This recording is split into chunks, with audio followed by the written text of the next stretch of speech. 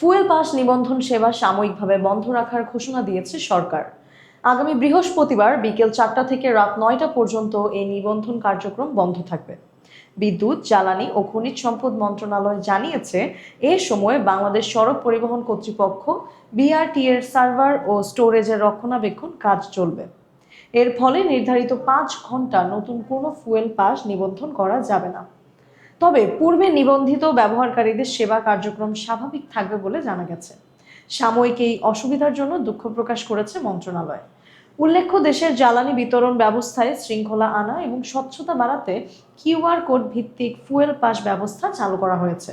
Bangladesh petroleum corporation ও BRT এর যৌথ উদ্যোগে পরিচালিত এই সিস্টেমের মাধ্যমে নিবন্ধিত যানবাহনগুলো নির্ধারিত নিয়মে জ্বালানি সংগ্রহ করতে পারবে।